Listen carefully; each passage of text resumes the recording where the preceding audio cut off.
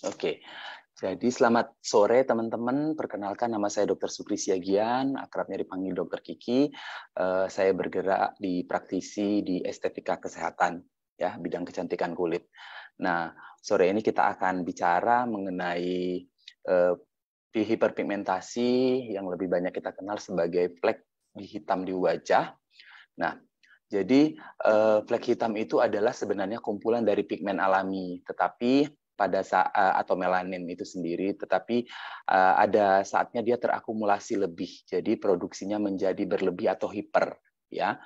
Nah, saat produksinya menjadi berlebih, dia akan muncul sebagai noda-noda hitam, ya, baik di wajah maupun di bagian tubuh lainnya. Nah, pada beberapa jenis kulit yang mungkin akan lebih terlihat cenderung lebih jelas itu pada orang-orang yang berkulit lebih cerah. Oke, mungkin teman-teman di rumah punya nih, ada fleknya bermacam-macam, ada yang lebar gitu, ada yang muncul setelah melahirkan, ada yang munculnya setelah jerawat, kemudian nodanya susah hilang dan menghitam, seperti itu. Ada yang muncul juga pada saat remaja, mulai dari usia SMP, begitu. Kemudian dan ada juga flek hitam ini, noda hitam ini di bawah lahir ya, di bawah lahir, kemudian semakin dewasa bentukannya atau tampilannya semakin jelas. Nanti kita akan lihat satu persatu. Nah, secara umum flek hitam itu dibangun oleh produksi berlebih dari pigmen pemberi warna kulit atau sel melanin yang berlebih ya di satu tempat. Oke, next slide Mas Angga. Nah, penyebab flek itu sendiri sebenarnya ada dua ya. Yang pertama itu adalah faktor intrinsik ya. Faktor intrinsik itu dari dalam tubuh sendiri. Nah, dari dalam tubuh sendiri itu pemicunya banyak sekali ya. Ada yang dia karena proses penuaan ya. Saat proses penuaan berlangsung, proses pigmentasi juga menjadi berlebih ya, menjadi hiperpigmen. Nah, kemudian ada juga karena penyakit ya, itu juga faktor intrinsik, beberapa gangguan, salah satunya misalnya gangguan fungsi hati juga salah satu impact-nya pada kulit itu adalah peningkatan produksi melanin ya. Jadi di kulit juga bisa muncul noda-noda hitam. Kemudian ada juga faktor intrinsik yang disebabkan oleh karena di bawah lahir ya, faktor herediter ya, seperti yang disebut nanti cafe au lait atau mungkin di masyarakat awam ada yang disebutnya tompel atau tembong seperti itu juga proses akumulasi pigmen melanin pada satu titik, tetapi itu di bawah lahir. Nah, kemudian kalau dia yang faktor ekstrinsik atau yang dari luar itu salah satunya adalah karena paparan sinar matahari tanpa perlindungan sunblock yang optimal ya. Ya, jadi makanya ke depan teman-teman harus perhatikan bahwa penggunaan sunblock itu sangat krusial ya. Bagaimana penggunaannya, kemudian kewajiban kita untuk mereapply atau mengulang kembali penggunaan sunblock itu wajib, karena sunblock itu sendiri juga memiliki SPF atau sun protection factor, itu adalah usia ya, usia perlindungan dari sunblock itu sendiri, jadi durasi perlindungannya gitu. Nah, kemudian bisa ditambahkan lagi nanti oleh misalnya perlindungan secara fisik jika memungkinkan seperti payung, topi, seperti itu. Nah, kemudian faktor ekstrinsik lainnya adalah misalnya contohnya pada PIH atau post inflammatory hiperpigmentasi. Nah, ini adalah hiperpigmentasi karena pasca peradangan yang penyembuhannya kurang optimal ya. Misalnya pada saat pada proses penyembuhan jerawat ya, bisa terjadi hiperpigmentasi, atau pada saat perawatan ya, misalnya beberapa contohnya laser ya, beberapa tindakan laser yang mungkin menggunakan energi yang terlalu berlebih ya, misalnya energi yang digunakan karena pada tindakan laser itu ada parameternya tertentu. Jadi misalnya pada satu gangguan kulit dilakukan tindakan laser itu ada parameternya, energi yang digunakan itu harus berapa joule seperti itu. Nah, terkadang energi yang digunakan atau parameter yang digunakan itu lebih tinggi sehingga pada kulit nanti akan muncul namanya PIH ya, post inflammatory hiperpigmentasi. Nah, begitu juga pada pasca tindakan yang lainnya. Bahkan peeling sendiri juga bisa menimbulkan PIH ya. Jadi memang harus diperhatikan. Misalnya kalau proses peeling itu chemical peeling itu misalnya pada durasi berapa lama si bahan tadi harus bertahan di kulit atau dioles di kulit, itu juga harus diperhatikan, karena jika bablas atau jika terlalu lama akan bisa menyebabkan suatu proses peradangan yang kemudian proses penyembuhannya juga akan menimbulkan hiperpigmentasi atau kita sebutnya post-inflammatory hiperpigmentasi. Begitu juga dengan tindakan-tindakan kita lainnya, misalnya kebiasaan kita menggosok-gosok saat menggunakan toner, kebiasaan kita menggosok dengan kapas itu juga bisa menyebabkan PIH ya, karena dia akan menimbulkan peradangan atau luka, kemudian sembuhnya akan muncul hiperpigmentasi. Begitu juga kalau teman-teman menggunakan scrubbing agent ya. Saat ini scrubbing agent itu sudah tidak dianjurkan pada kulit. Scrubbing agent itu misalnya scrub untuk wajah yang kasar-kasar itu, ya. Nah, dia kandungannya juga dia bahan materialnya agak sedikit kasar ya. Nah, ternyata itu karena kulit ini sebenarnya sangat delicate ya, sangat apa namanya? Dia memang butuh perlakuan yang khusus ya. Jadi tidak sembarangan bahwa kita harus misalnya melakukan scrubbing di wajah. Nah, ternyata scrubbing pada wajah ini juga dapat menimbulkan micro tear. Ya, micro tears itu atau luka-luka kecil ya, luka-luka kecil yang mungkin yang nantinya akan memicu kepada proses peradangan, yang mana proses penyembuhan peradangan itu akan bisa menimbulkan hiperpigmentasi. Jadi saat ini memang penggunaan dari physical peeling atau scrubbing ini tidak dianjurkan. Ya, jadi banyak sekali masih di pasaran ada scrubbing agent yang dipasarkan saat ini memang tidak dianjurkan ya. Nah, itu nanti bisa memicu. Nah, kemudian pemulihannya itu yang akan memicu ke proses hiperpigmentasi atau yang kita sebut post-inflammatory hiperpigmentasi. Nanti Sensei Suru, bagaimana Sensei Suru berperan dalam membantu perbaikan dari pigmentasi ini atau hiperpigmentasi ini, nanti kita lihat pada penjelasan slide berikutnya. Silakan Mas Angga. Oke, nah ada beberapa jenis flek yang bisa muncul di wajah. Nanti kita akan bahas ada 4 jenis. Saat ini kita akan bahas dan bagaimana cara penanganannya. Oke, next slide Mas Angga.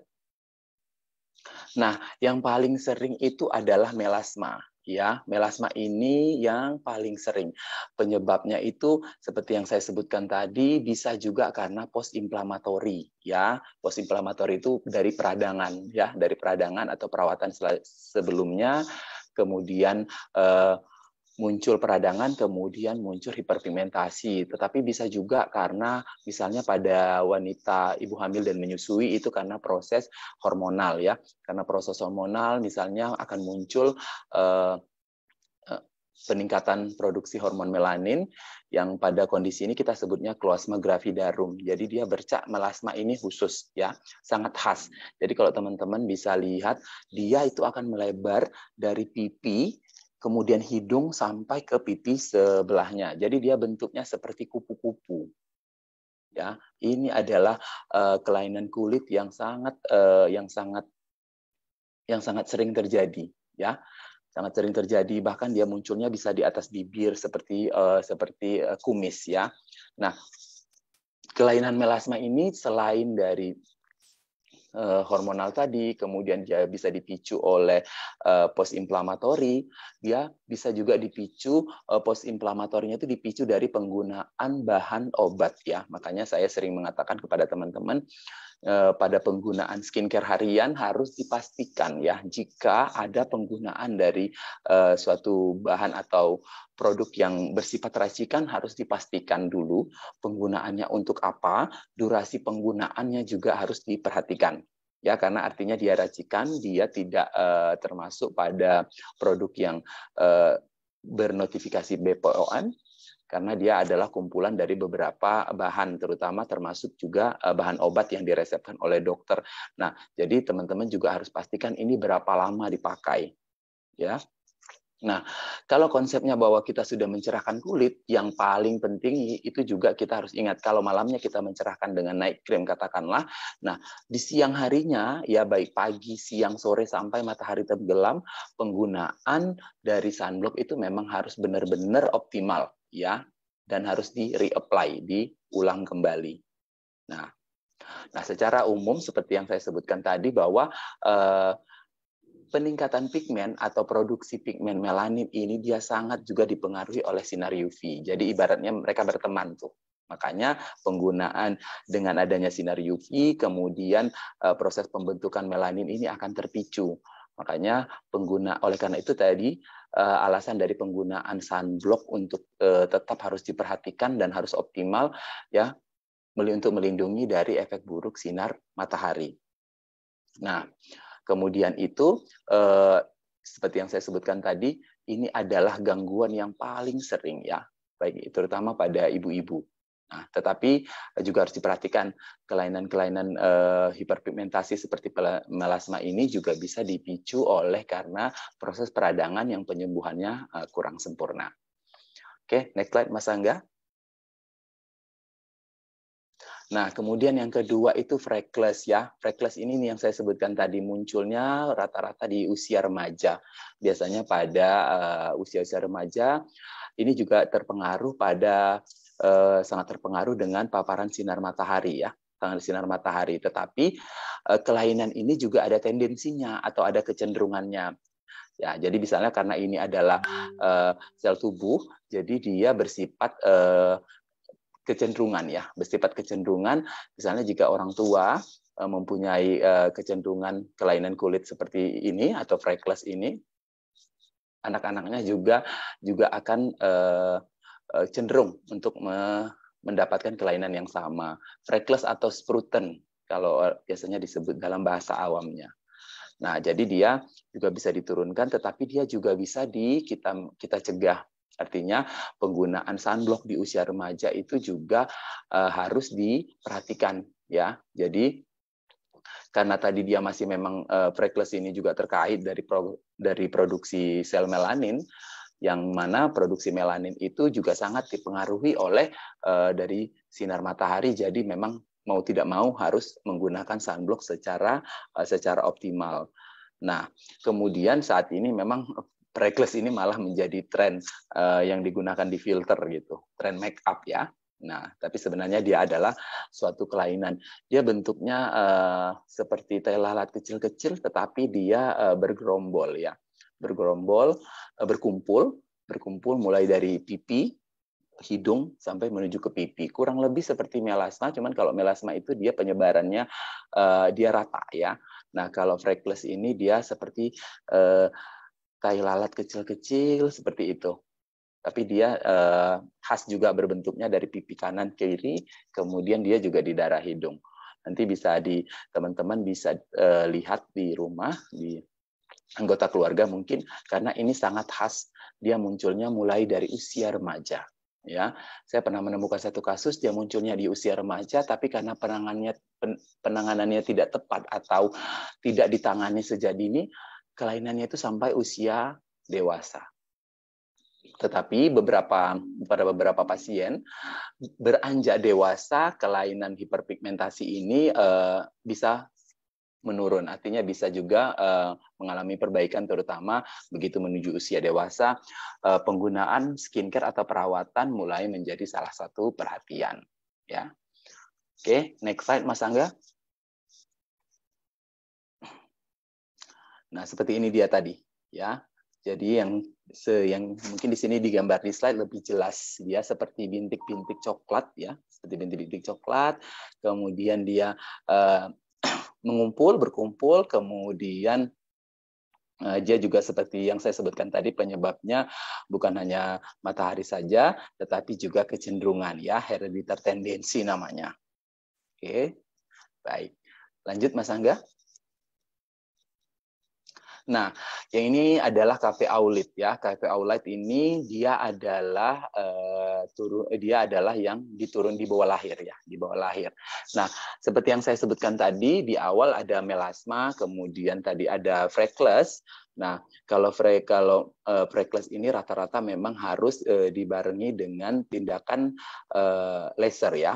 Nah, kalau dia melasma dengan tindakan topikal atau penggunaan misalnya salah satunya serum sensesuru, kemudian penggunaan sunblock yang optimal, dia dapat mengalami perbaikan yang lebih baik. Tetapi kalau kalau freckles, dia memang harus dibarengi dengan tindakan laser. Nah, begitu juga dengan kelainan yang ada di layar teman-teman saat ini, dia adalah cafe aulite. Nah, dia juga salah satu hiperpigmentasi, meningkatnya produksi melanin pada satu titik, tetapi dia di bawah lahir, ya. Nah, di bawah lahir seperti tembong ya, kalau di bahasa alamnya itu, bahasa awamnya itu adalah seperti tembong. Waktu lahir dia tidak, waktu masih usia dini, misalnya dia tidak terlalu terlihat, tetapi begitu menuju beranjak dewasa, dia baru semakin terlihat ya. Karena ini proses pembentukan pigmen berlebihnya, pigmen melanin yang berlebih ini sudah dibawa sejak lahir, memang butuh perawatan yang lebih ekstra lagi. Dan kalau dia sudah noda tanda lahir yang di bawah lahir, dia tidak dapat, kita hanya mengandalkan untuk menggunakan misalnya hanya produk yang topikal atau yang dioles, misalnya hanya menggunakan serum, hanya menggunakan krim malam, dia tidak banyak membantu biasanya. Jadi memang harus dibarengi dengan tindakan laser, ya. Nah, nanti bisa terlihat teman-teman lihat cafe aulite ini tidak hanya muncul di wajah, bisa juga muncul di beberapa bagian tubuh lainnya. Oke. Nah, dia tidak berbahaya, tetapi juga harus diperhatikan karena beberapa bentukannya bisa menuju kepada kondisi yang lebih ganas, tetapi rata-rata cafe aulite ini tidak berbahaya, tetapi memang mengganggu secara estetis. Nah, tetapi karena dia bersifat dari mutasi sel itu sendiri yang dibawa dari lahir, jadi kemungkinan dia untuk berubah menjadi sesuatu yang lebih ganas masih tetap ada. Oke, next slide, Mas Angga.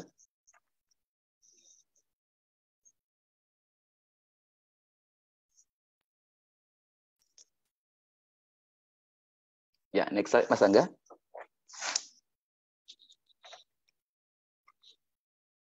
Halo, Mas Angga.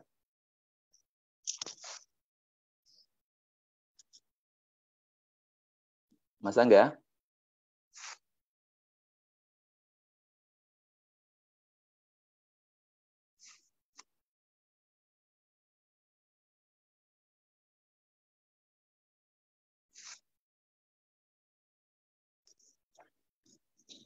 Halo.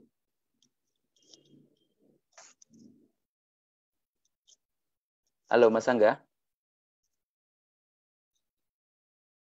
Mas Angga. Mas Angga. Oh, mungkin lagi ke toilet. Iya, saya lihat di jaringan teman-teman ini. Oke. Nah, mungkin teman-teman nanti bisa di keep pertanyaannya. Kita akan bahas pertanyaan-pertanyaan dari teman-teman itu di akhir sesi ya. Oke, baik. Oke, nah tadi ada melasma, ada freckles, kemudian ada cafe aulite, kemudian ada yang namanya lentigo ya. Nah, lentigo, saya akan bacakan, saya memiliki slide-nya secara offline. Nah, jadi solar lentigo itu salah satu tanda penuaan ya, salah satu tanda penuaan salah satu tanda penuaan yang paling sering terjadi pada usia lanjut ya. Dia bentukannya itu hampir sama seperti cafe aulite ini, tetapi dia cenderung kadang dia lebih menebal seperti itu ya, lebih menebal. Jadi solar lentigo ini hampir mirip tetapi tidak sama. Oke, ini dia. Jadi dia tidak sama. Jadi dia lebih banyak ditemukan memang pada salah satu tanda-tanda penuaan yang paling umum itu adalah solar lentigo. Ya, dia bisa muncul di wajah, dia bisa muncul di lengan juga. Nah, termasuk ini adalah kelainan yang memang salah satu tanda yang paling umum pada proses penuaan dari solar lentigo itu juga muncul rata-rata pada usia lanjut. Nah, tetapi saya pernah menemukan juga kasus bahwa solar lentigo ini muncul pada proses penyembuhan radang yang tidak sempurna ya. Awalnya mungkin hanya PIH ya. Nah, untuk teman-teman ketahui bahwa post inflammatory hiperpigmentasi itu dia cenderung lebih penyembuhannya lebih baik, bahkan jika dibiarkan pun misalnya hanya menggunakan sunblock dia dapat sembuh dalam 2 sampai dengan 3 bulan, ada yang sampai 4 bulan gitu. Nah, tetapi ada juga saya temukan bahwa kasus PIH yang tidak tertangani dengan baik, dia bentukannya itu di kemudian hari dia akan muncul seperti solar lentigo ini. Solar lentigo ini lebih pekat ya, lebih pekat, kemudian dia kalau dibiarkan terus dia selain dari proses produksi melaninnya yang meningkat, dia juga proses selnya itu bisa berproliferasi, jadi dia bisa naik kayak menebal seperti itu. Nah, dia rata-rata timbulnya di wajah maupun di bagian tubuh yang lain. Ya, lagi-lagi memang kita harus merawat kulit sejak dini, bahwa kita harus yang pertama itu memang harus perlindungan terhadap sinar matahari. Kemudian kita juga harus merawat kulit, bahwa kulit itu kan terdiri dari sel-sel hidup. Jadi dia memiliki kemampuan untuk meregenerasi selnya sendiri. Tetapi seiring bertambahnya usia, kemampuan itu akan menurun. Oleh karena itu memang kita membutuhkan bantuan dari luar, termasuk perawatan, penggunaan krim, kemudian tindakan-tindakan perawatan lainnya itu juga membantu untuk sel kulit healing, ya, untuk menyembuhkan dirinya sendiri. Oke, next slide, Mas Angga.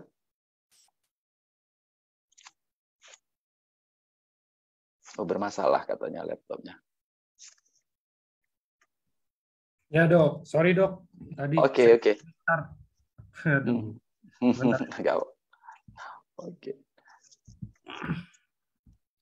Ini udah ya tadi berarti ya, next kita udah. ya. Next. Oke. Nah, bagaimana mencegah flek hitam ya? Nah, yang penting diketahui jika flek hitam itu sudah muncul, pencegahan atau perbaikan flek ini tergantung dari lamanya flek itu sudah ada. Kemudian apa yang menyebabkannya, ya. Banyak nanti yang menyebabkannya kebiasaan kita, kemudian apa yang selama ini kita gunakan, tetapi harus dipahami bahwa dari seluruh kelainan estetik pada kulit, flek inilah yang membutuhkan waktu yang cukup panjang untuk disembuhkan, ya, untuk diperbaiki. Nah, sekalian saya mau share satu pengalaman saya, mungkin teman-teman udah lihat di Instagram saya ada postingan terbaru, itu adalah pengalaman pasien saya sendiri, itu tetangga di dekat rumah, bahkan juga saya amazed dengan itu. Jadi beliau itu dulunya menggunakan produk-produk online, ya, produk online yang notabene juga di dalamnya ada terkandung satu produk yang racikan sifatnya seperti itu, ya. Jadi teman-teman juga bisa jadikan ini pelajaran. Nah, kemudian dia menggunakan produk-produk tersebut. Nah, kemudian dia kemudian dia hamil dan melahirkan.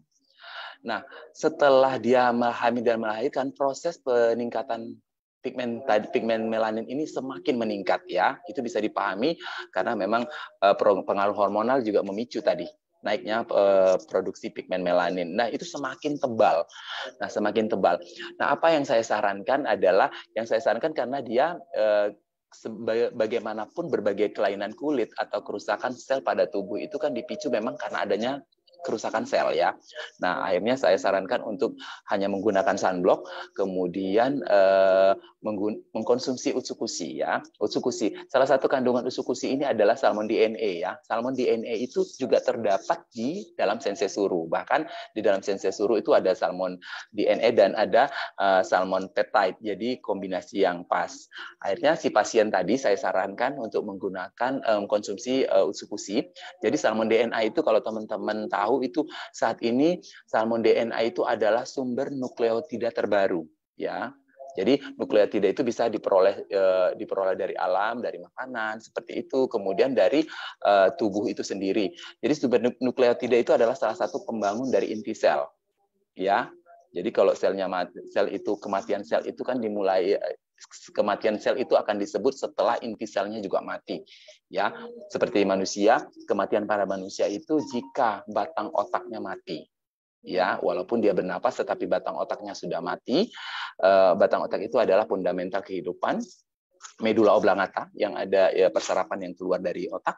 Nah, jika itu mati, maka baru didefinisikan kematian secara medis pada manusia. Nah, begitu juga pada sel, ya. Sel itu disebut rusak kemudian mati jika inti selnya mati. Nah, salmon DNA ini dia sudah teruji klinis bahwa dia adalah sumber nukleotida terbaru, ya, sumber nukleotida terbaru. Jadi bisa memperbaiki kerusakan pada sel. Nah, si pasien tadi konsumsi utsukushi baru hari keempat, ya, hari keempat berarti 5 saset. Masih baru konsumsi 5 saset utsukushi, tapi hasilnya itu luar biasa. Jadi teman-teman bisa lihat di IG saya ada buat slideshow-nya. Kemudian sampai hari ini juga masih saya observasi, ya. Apakah ini hanya perubahan sesaat atau seperti apa? Tetapi ternyata tidak. Semakin hari perubahannya semakin baik, ya. Nah, jadi di dalam sensei suru juga terkandung salmon DNA, ya, salmon DNA dan salmon placenta. Jadi kalau misalnya teman-teman saat ini sudah coba apa IG-nya? Oh, IG-nya Dr. Kiki Siagian. Oke. Nah, jadi kalau selama ini teman-teman sudah coba sensei suru, kemudian belum mendapatkan hasil yang optimal, seperti yang saya sebutkan tadi, perawatan untuk hiperpigmentasi ini adalah salah satu kelainan kulit yang membutuhkan waktu dan juga komitmen. Jadi memang kesabaran harus ekstra. Nanti teman-teman bisa tambahkan dengan konsumsi dari suplemen yang di terapi salmon DNA yang oral, ya, dari utsukushi maupun dari SOP. Oke, nah bagaimana mencegah flek hitam, ya? Pencegah flek hitam yang bisa kita lakukan salah satunya ya tetap sunblock itu yang utama dulu, karena kita tidak mungkin menghindari secara langsung sinar matahari, ya, sinar matahari, karena kita tinggal di daerah tropis, ya. Matahari konstan bersinar sepanjang tahun, jadi penggunaan sunblock adalah wajib yang pertama. Kemudian sunblock ini juga harus diulang, ya, diulang. Jadi sunblock itu harus diulang atau di-reapply. Jadi di-reapply setiap beberapa jam sekali. Karena kalau di atas kertas, di atas penelitian, pengulangannya itu sangat singkat sekali. Cuman kan kita tidak mungkin setiap waktu harus mengulang penggunaan sunblock. Minimal paling tidak misalnya pagi sudah menggunakan sunblock, kemudian siang atau bagi yang muslim habis sholat zuhur, kemudian habis sholat asar, harus menggunakannya kembali. Dan harus diingat bahwa sinar UV itu, ya, sinar UV itu bisa menembus, ya. Jadi dia namanya radiasi, ya. Dia bisa bisa menembus kaca, menembus ke dalam rumah seperti itu. Jadi walaupun di dalam ruangan, selama itu masih ada jendela, kaca, pintu seperti itu, sebaiknya sunblock tetap digunakan karena dia sifatnya radiasi itu kan menjalar, ya. Jadi sinar UV itu dapat merusak. Jadi yang sering pertanyaannya seperti ini, saya nggak ada kegiatan di luar rumah, dok, saya selalunya di dalam rumah, tapi kenapa fleknya muncul, ya, gitu. Nah, karena paparan sinar matahari itu bisa masuk, bisa mencapai kulit dari proses radiasinya. Jadi harus diingat dari teman-teman kalau teman-teman walaupun aktivitasnya banyak di dalam ruangan, juga harus menggunakan sunblock. Sinar radiasi sinar UV itu kan ada UVA, UVB gitu. Yang sifatnya UVA itu untuk yang menyebabkan penuaan, ya, penuaan pada kulit. Kemudian yang UVB itu menyebabkan kulit terbakar. Ya, kulit terbakar ini juga nanti bisa memicu kepada timbulnya PIH, kemudian muncul hiperpigmentasi. Nah, sekarang ada lagi UVC, ya. UVC itu salah satunya dari api, ya. Kemudian ada lagi blue light, ya. Blue light itu dari layar komputer, layar handphone, itu juga sifatnya merusak kulit, ya. Nah, jadi nanti teman-teman mulai penggunaan sunblocknya juga harus lebih optimal. Oke. Next slide, Mas Angga. Nah, kabar baiknya sekarang ini ada sensei suru.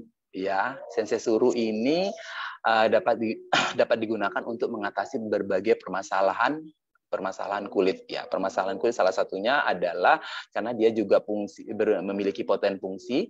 Salah satu poten fungsi sensesuri ini adalah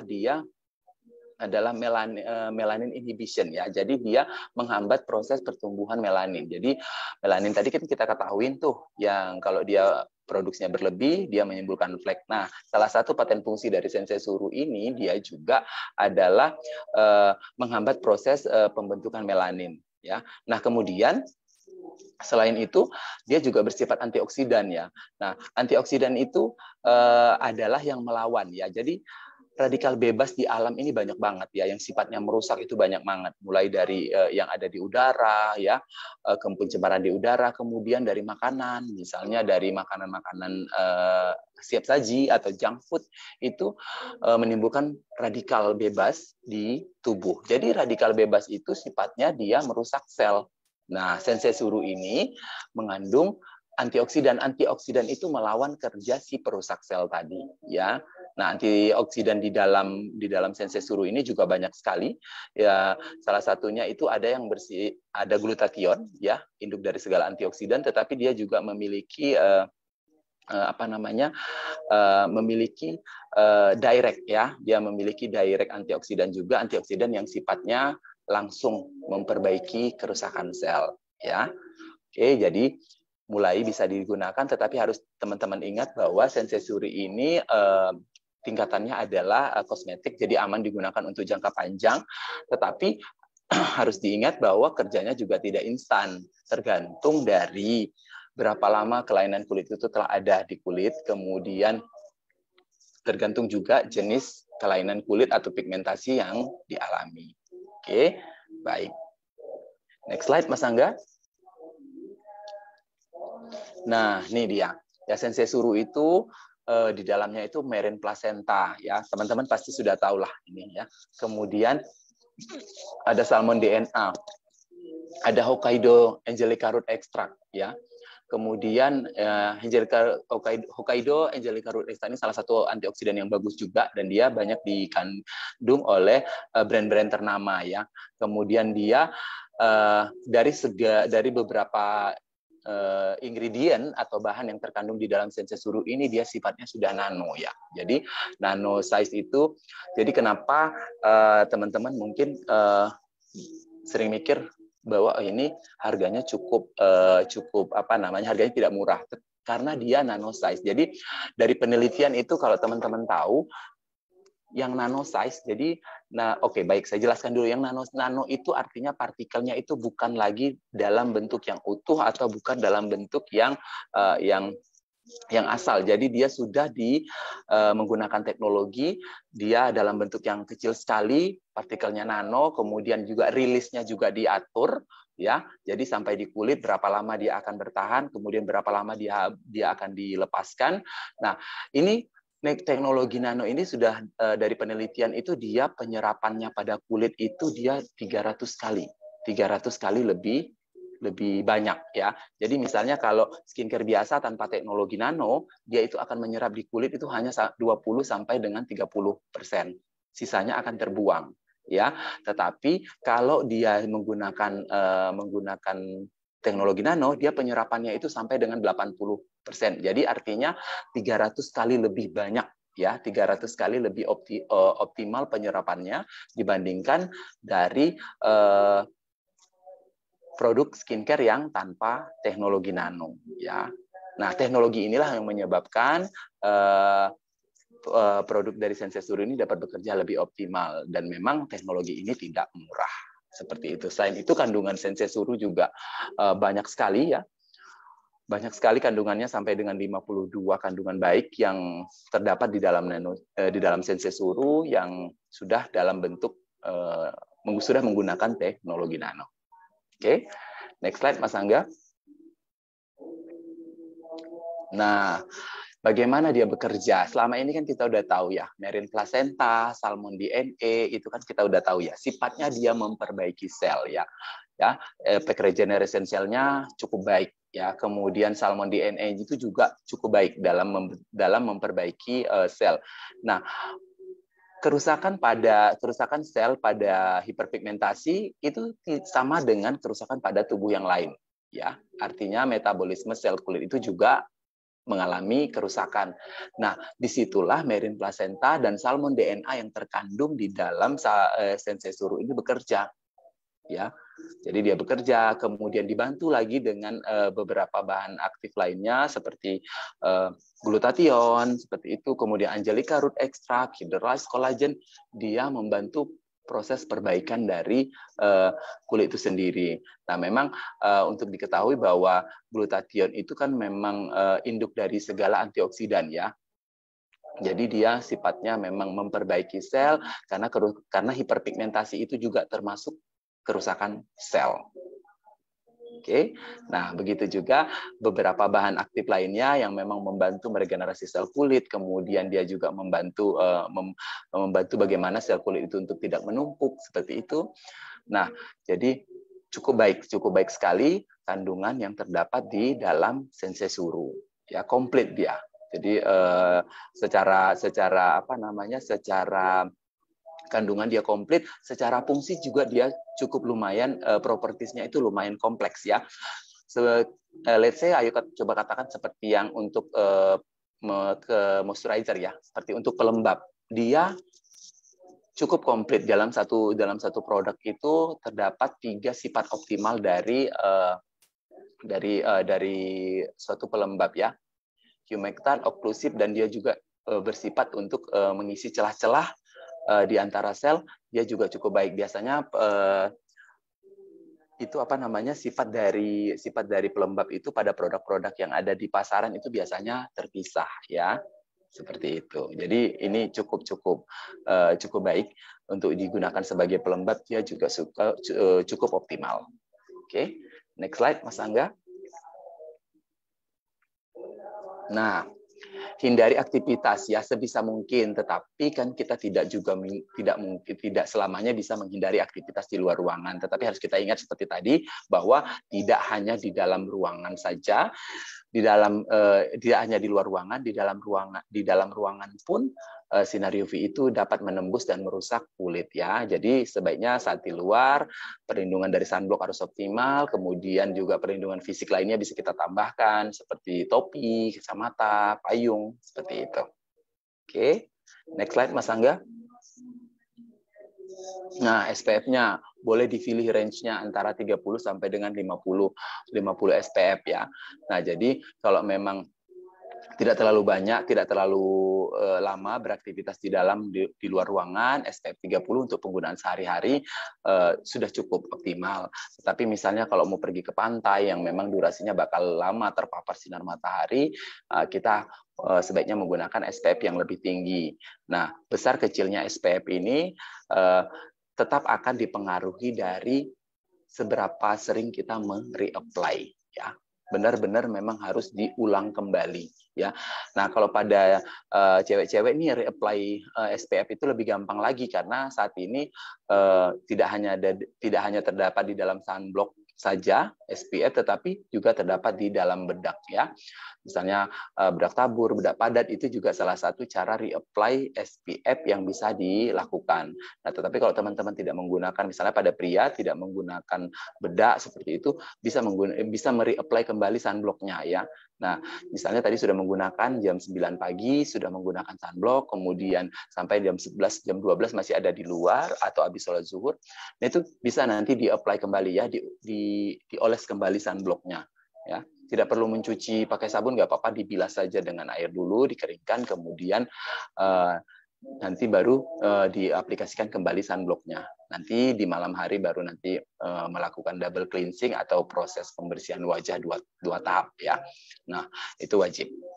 Oke, jadi perhatikan bahwa SPF itu sangat penting, kemudian pengulangannya, reapply-nya juga tidak kalah jauh penting lagi. Makanya kalau teman-teman menyebutkan, dok sudah pakai sunblock tetapi nggak sembuh-sembuh juga, fleknya tidak memudar atau tidak ada perbaikan yang lebih berarti, coba perhatikan sunblocknya sudah di reapply belum, gitu, ya. Nah, kalau indikatornya gampang sih, misalnya let's say ya, katakan satu krim produk skincare akan habis dalam 1 bulan. Nah, misalnya satu pot habis dalam 1 bulan. Nah, berarti yang benarnya sunblocknya juga sudah harus duluan habis ya. Bahkan misalnya kalau dulu saya sering membandingkan tuh indikatornya seperti ini. Satu pot krim malam mungkin habis dalam 1 bulan, tetapi dalam 1 bulan itu harus sudah habis 2 pot sunblock seperti itu. Ya, kalau memang bentuknya bisa kita perbandingkan. Nah, misalnya kalau dia bentuknya mungkin lebih besar, mungkin ketahanannya akan lebih lama tahan ya. Tetapi yang penting harus diingat bahwa pengulangan kembali, pengolesan atau reapply sunblock itu sangat-sangat krusial ya, sangat wajib. Jadi jika belum ada perbaikan, coba perhatikan penggunaan sunblocknya, sudah benar atau belum. Oke, next slide Mas Aga. Nah, ini tadi kita udah bicara. Hormon melanin itu adalah yang membentuk dari pewarna kulit kita, sel kulit gelap. Nah, kemudian kalau produksinya meningkat, dia akan terbentuklah hiperpigmentasi, kemudian memicu pada terbentuknya flek. Nah, ini dia sangat terpengaruh oleh sinar matahari. Ya, jadi sinar matahari akan memicu produksi dari melanin seperti yang kita jelaskan di awal tadi. Oke, baik. Next slide, Mas Angga. Nah, jaga produksi melanin tetap stabil ini biasanya kita dengan melakukan perawatan kulit ya. Nah, perawatan kulit itu misalnya menggunakan skincare yang mengandung bahan-bahan yang mendukung untuk mencegah timbulnya penuaan ya. Ya, kalau penuaan itu kan secara umum bahwa kulit kita itu kehilangan dari salah satu kolagennya, kemudian suportif lainnya, elastinnya juga berkurang seiring dengan pertambahannya usia. Nah, ini bisa kita maintenance dengan menggunakan skincare yang sifatnya itu menjaga proses penuaan itu berjalan lebih baik, kemudian dia juga melindungi dari skin barrier atau pelindung terluar kulit kita ya. Jadi bisa kita tambahkan dengan skincare yang mengandung hydrolyzed collagen, ceramide ya, sodium hyaluronat atau hyaluronic acid ya untuk kelembapan kulit, dan glutathione dan lain-lain ya. Nah, kandungan-kandungan ini tadi akan membuat regenerasi kulit kita menjadi lebih baik ya, menjadi lebih baik. Kemudian produksi melanin di dalam kulit kita juga bisa lebih terkontrol ya. Tetapi harus diingat selain perawatan ini, menggunakan bahan-bahan tadi, penggunaan sunblock juga tidak kalah pentingnya. Oke, baik. Next slide, Mas Angga. Nah, ini yang saya sebutkan dari tadi di awal, glutathione ini sudah sudah dikenal sebagai induk dari segala antioksidan yang dapat menangkal dari pengaruh buruk radikal bebas ya, dapat memperbaiki kerusakan yang ditimbulkan oleh radikal bebas atau partikel-partikel yang bersifat merusak kulit. Oke, next slide Mas Angga. Nah, salah satu fungsi dari salmon peptide itu dia memang sudah teruji klinis, dia bersifat aktivasi sel pada kulit dia sudah teruji klinis ya. Nah, secara alami kan sel kulit itu akan beregenerasi antara 14 sampai 28 hari. Tetapi seperti yang saya sebutkan tadi, pertambahan usia, kemudian kelainan pada tubuh atau kondisi penyakit tertentu dapat menghambat proses ini, sehingga kita memang membutuhkan bantuan dari luar. Nah, kandungan Merin placenta yang terdapat di dalam sensesuru dia membantu regenerasi sel kulit secara optimal. Ya, secara penelitian uji klinis dia memang sudah terbukti bahwa Merin placenta itu berfungsi dengan baik terhadap aktivasi sel pada kulit. Oke, next slide Mas Angga.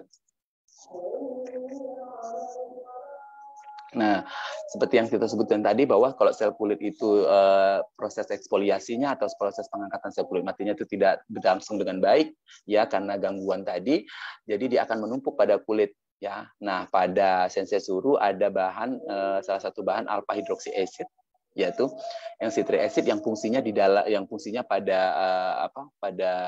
serum ini selain sebagai stabilizer, juga dia berfungsi sebagai eksfoliator ringan ya.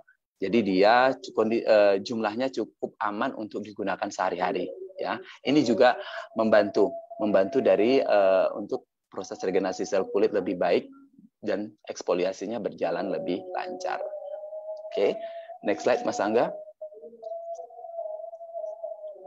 Nah, ini dari tadi yang kita udah sebutkan, sunblock. Nah, antioksidan juga wajib. Nah, salah satu antioksidan yang terkandung dalam itu tadi glutathione. Ya, dia banyak dia sebagai induk dari antioksidan. Kemudian juga beberapa bahan aktif lainnya juga berfungsi sebagai antioksidan seperti Angelica root extract ya. Ya, dia juga bekerja cukup kuat sebagai antioksidan dan dia bersifat direct antioksidan. Oke, nah next slide Mas Angga. Nah, ya dari awal saya juga udah sebutkan bahwa wajib menggunakan sunblock, ya wajib menggunakan sunblock dan kemudian harus di-reapply, ya sinar UVA, UVB, kemudian blue light side ini UVC itu merusak kulit ya, merusak kulit, kemudian akan menimbulkan beberapa kelainan pada kulit. Salah satunya nanti adalah peningkatan produksi melanin, terbentuknya hiperpigmentasi atau proses penyembuhan dari radang yang tidak sempurna ya, misalnya pada noda bekas jerawat yang harusnya sebaiknya dilindungi dengan sunblock sehingga tidak menimbulkan noda-noda yang gelap pada proses penyembuhannya. Oke. Next slide, Mas Angga. Nah, ini yang saya sebutkan tadi, hydrolyzed collagen. Jadi dia di dalam sensesuru dia partikelnya kan sudah nano ya, kecil sekali 500 DE. Nah, dia terserap oleh karena itu dia terserap optimal ya. Nah, hydrolyzed collagen ini dia juga bersifat booster ya. Nah, jika dia membooster pada pemeliharaan keremajaan dan kekencangan kulit. Ya, ini kandungan yang sangat baik sekali yang terdapat di sensesuru. Jadi kalau teman-teman mungkin di luar selalu perhatikan, oh ya ininya skincare-nya produknya sudah mengandung kolagen. Perhatikan apakah kolagen yang dikandungnya adalah bersifat sudah terhidrolisa atau hidrolyze ya. Seperti yang saya sebutkan tadi bahwa yang dengan menggunakan teknologi nano, penyerapan akan menjadi lebih optimal, 300 kali lebih optimal daripada tanpa menggunakan nanoteknologi. Nah, hydrolyzed collagen di sini, ini sifatnya adalah nanoteknologi. Oke, next slide, Mas Angga. Oke, nah ini salah satu contoh dari bagaimana bahwa proses penyembuhan itu, ya, proses penyembuhan suatu peradangan dalam hal ini adalah noda jerawat ya, dia akan lebih baik jika dibantu dengan penggunaan dari produk yang mengandung bahan-bahan yang dapat mendukung dari proses regenerasi kulit itu sendiri, kemudian dia mengandung antioksidan sehingga dapat mempercepat proses penyembuhan. Nah, ini di sini noda-noda jerawatnya yang kemerahan itu peradangan, dia cenderung lebih cepat sembuh atau penyembuhannya, perbaikannya itu lebih baik ya. Kita bisa lihat dengan foto di sebelah kanan, noda-nodanya lebih baik. Nah, jadi tidak sampai menggelap ya, tidak sampai menggelap, jadi lebih baik proses regenerasi selnya, proses perbaikan selnya itu lebih baik dengan penggunaan produk-produk yang mengandung bahan-bahan yang dapat membantu proses regenerasi sel kulit itu lebih baik, mengandung antioksidan. Nah, di sini ini pasiennya menggunakan sensesuru. Ya, jadi kalau teman-teman bertanya bagaimana sensesuru kalau dalam proses memperbaiki proses peradangan jerawat, ya dia bersifat sebagai antioksidan yang dapat membantu memperbaiki proses peradangan dan dia juga bersifat sebagai pelembab yang optimal ya. Karena kerusakan pada kulit salah satunya juga dipicu oleh kerusakan kelembapan. Oke. Next slide Mas Angga. Oke. Oh, sudah terakhir.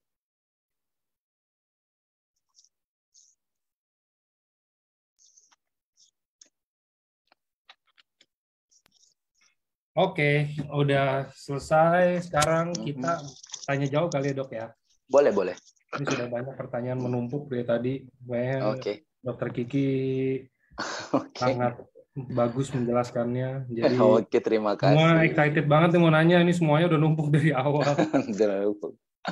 Oke, Oke. kita coba. Oke. Hmm. Tanya dulu. Sensei Suruh bisa menggunakan sunblock. Mau tanya, apakah Sensei Suruh bisa menggunakan sunblock? Gimana tuh maksudnya Sensei Suruh bisa menggunakan sunblock? Oh, Mungkin apakah maksudnya bisa dipadukan kali ya dok ya. Maksudnya kayak boleh, mungkin boleh, pakai Sensei Suruh, pakai sunblock gitu loh. boleh, Dan mungkin ada boleh. minimalnya nggak sunblocknya itu Hmm. SPF berapa atau apa ketentuannya? Oke, jadi sebenarnya saat ini berdasarkan penelitian, kalau untuk yang pertama tadi bahwa sensei suruh itu dapat digunakan setelah sensei suruh kemudian menggunakan sunblock. Jadi kalau teman-teman di rumah ada sensei suruh, kemudian setelah sensei suruh meresap di pagi hari kemudian digunakan sunblock ya. Kecuali pada malam hari hanya sampai sensei suruh saja. Nah, idealnya SPF yang digunakan itu boleh 30 sampai dengan 50. Tetapi yang paling sering ya, saya yakin masih 80% ya, masih yang belum dilakukan itu adalah reapply ya, mengaplikasikan kembali sunblock itu yang belum dilakukan ya. Jadi sensei suruh boleh digabung dengan sunblock, kemudian sunblocknya juga harus di reapply ya, itu seperti itu. Oke, next. Oke, Sangga. Oke. Dok, penggunaan retinol berlebihan apakah bisa menyebabkan flek hitam? Oke, baik. Jadi retinol berlebihan dalam hal ini bukan mungkin lebih tepatnya durasinya ya. Nah, jadi satu retinol jika dalam retinol itu adalah turunan dari vitamin A ya. Retinol itu turunan dari vitamin A. Kalau dia dalam bentuk retinol, dia nanti ada retinoid ya. Ada retinoic acid, kemudian retinoid, ada retinol gitu. Nah, retinol ini adalah dalam form atau dalam bentuk yang sangat soft ya, masih yang sangat soft, yang ringan, yang aman digunakan untuk jangka panjang. Kemudian dia boleh dipasarkan sebagai kosmetik ya. Sebagai kosmetik dia adalah turunan vitamin A yang cukup ringan. Nah, penggunaan retinol itu kan dia sifatnya mempercepat turnover sel ya. Mempercepat turnover sel artinya kita juga harus memperhatikan bahwa untuk proses penggantian sel kulit itu sendiri kan dia membutuhkan waktu 14 sampai 28 hari ya. Nah, kita juga harus perhatikan penggunaan durasinya. Misalnya setelah 2 sampai dengan 4 minggu mungkin kita akan switch ya. Kita akan switch dari kepada penggunaan bahan lain yang tidak sampai menyebabkan over turn cell oval ya. Jadi dia pergantian sel kulitnya itu jangan sampai berlebihan. Makanya orang melihat kan udah pakai skincare kemudian masih jerawatan terus ya, karena apa? Karena terjadi kerusakan kelembapan, kemudian penyumbatan pada pori-pori, jadinya produksi minyak yang berlebih itu juga menyebabkan penyumbatan pada pori-pori karena penggunaan yang salah tadi. Termasuk pada saat eksfoliasi ya, bahan yang menggunakan eksfoliasi itu misalnya, kecuali AHA yang terkandung di dalam sensei suruh ya, dia sifatnya sangat mild, sangat rendah ya, jadi aman digunakan untuk sehari-hari. Kecuali dia memang yang direct eksfoliator yang sifatnya memang konsentrasinya tinggi, itu tidak boleh digunakan secara terus-menerus ya. Misalnya AHA BHA itu juga harus dikasih jeda, termasuk retinol juga dikasih jeda. Walaupun dia ringan, dia akan kita kasih jeda. Biasanya 2 sampai 4 minggu kita akan switch dulu dengan penggunaan yang lain. Misalnya penggunaan serum Sensei boleh, penggunaan serum vitamin C boleh.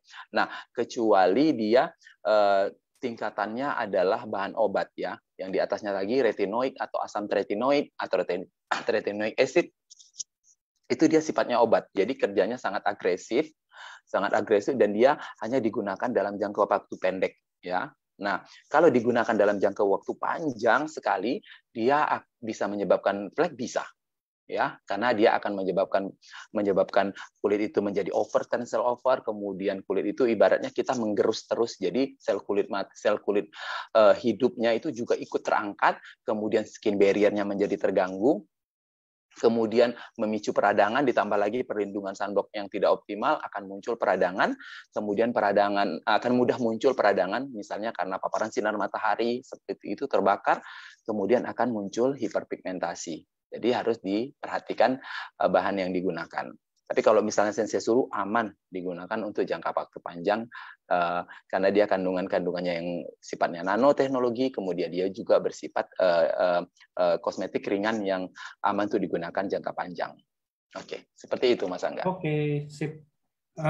Next-nya dok, untuk kondisi kulit seperti apa yang bisa menggunakan sensei suru? Apakah dengan kondisi kulit yang berjerawat dan berminyak jadi satu itu boleh? Kalau misalkan mungkin bisa dijelasin juga dok, kalau misalkan nggak boleh itu berarti kita harus tunggu apa dulu kulitnya baru boleh. Dan kalau misalkan habis operasi sesar, bekasnya itu bisa nggak dihilangin pakai sensei suru? Oke. Nah, yang pertama pada kondisi yang berjerawat, ya kulit berjerawat harus diperhatikan karena saat ini pemicunya banyak sekali. Ya, misalnya kalau dia jerawat-jerawat awal, orang-orang yang baru berjerawat, artinya kita bisa tarik kesimpulan bahwa penyebab jerawatnya itu masih murni. Ya, masih murni karena penyebab dasar jerawat itu sendiri, yaitu karena bakteri, Propionibacteria acnes, kemudian dia juga karena proses produksi minyak yang berlebih, dan kemudian ada terjadi sumbatan pada pori-pori. Nah, saat ini jika kondisinya memang jerawat-jerawat orang-orang yang baru pertama kali berjerawat, pasti kita akan pilihkan bahwa dia penanganannya harus dengan penanganan jerawat secara medis pada umumnya. Ya, boleh menggunakan tretinoic acid atau boleh menggunakan benzoyl peroxide atau menggunakan antibiotik yang sifatnya memang yang saya sebutkan tadi sifatnya itu adalah obat ya, bahan obat. Nah, tetapi belakangan ini banyak sekali bahwa jerawat-jerawat yang muncul itu karena kerusakan skin barrier ya. Jadi kelembapannya rusak karena mungkin sudah dihajar dengan bahan-bahan obat selama ini. Nah, kemudian dia juga banyak terjadi bahwa karena memang over cell turnover ataupun dia over eksfoliasi berlebihan, akhirnya selalu menimbulkan muncul jerawat. Nah, saat kondisi seperti ini ataupun tadi pada jerawat yang di awal, apakah boleh digunakan sensei suru? Boleh, ya. Apalagi dikombinasi, ya. Misalnya tadi pada kondisi yang berjerawat, oke, kita akan perbaiki dengan penggunaan bahan-bahan yang sifatnya memang membunuh bakteri penyebab jerawat itu sendiri. Tetapi kan efek-efek dari perawatan ini adalah kelembapan juga akan terganggu. Nah, di sini sensei suru masuk sebagai untuk memperbaiki kelembapannya. Nah, tetapi pada banyak kasus saat ini dia jerawat-jerawat yang sudah berulang, bahkan misalnya tidak sembuh-sembuh juga setelah penggunaan beberapa waktu dengan treatment jerawat, dia tidak sembuh atau malah berulang karena memang kerusakan pelindung kulit, ya, skin barrier-nya sudah rusak. Penggunaan malah digunakan dengan sensei suru, dia perbaikannya lebih baik. Artinya, ya karena selama ini memang jerawat dia yang muncul itu bukan murni lagi disebabkan oleh bakteri itu sendiri, tetapi karena kerusakan skin barrier, ya. Produksi minyaknya meningkat, kemudian terjadi sumbatan pada pori itu karena disebabkan tindakan-tindakan over tadi, ya. Baik itu dari perawatan sehari-hari ataupun dari perawatan berkala. Nah, di sini sensei suru masuk untuk memperbaiki kelembapan itu, kemudian dia juga memperbaiki peradangan karena dia juga memiliki anti-inflamasi.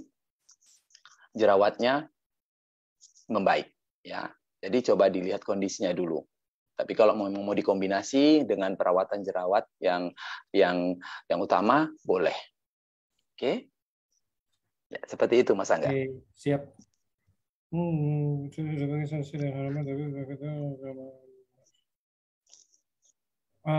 Sunscreen. Nah, kalau ini nih ada yang bilang, dok, saya udah pakai sensei suru dan hanamai selama 4 bulan, tapi flek-flek hitamnya masih ada. Oke. Itu berarti kira-kira ada pengaruh nggak, dok? Mungkin dari apa? Mungkin menurut pengalaman dokter atau mungkin pemakaiannya, rutinitasnya mungkin ada yang keliru atau mungkin makanannya juga ada yang apa gitu, karena ini kayak pengaruh ke makanan juga ya, dok ya. Ya, dari diet juga. Nah, yang pertama dari 4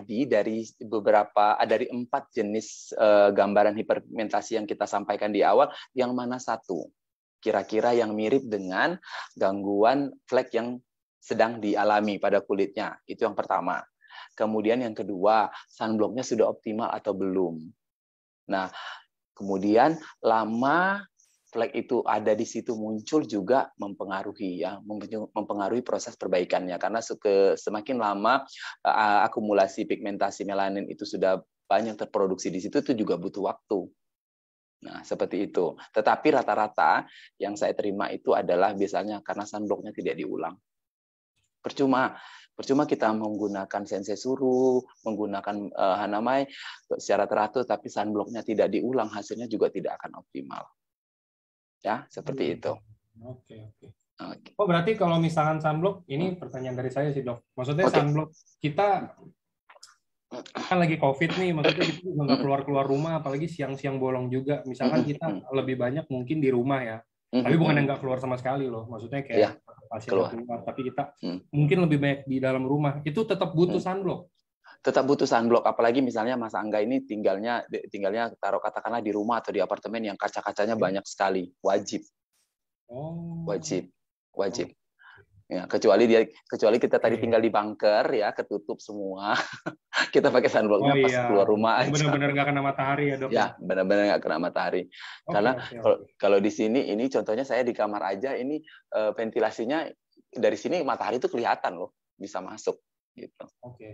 Oke, Dok, sama mungkin ada lagi. Misalkan kita kerja.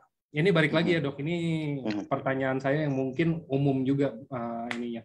Misalnya kita kerja atau kita melakukan aktivitas tapi banyak kan di dalam ruangan yang ber-AC. Nah, apakah itu butuh sensei suru? Karena kalau yang saya ada baca kan, maksudnya kan saya ada beberapa bikin kayak konten sensei suru atau apa.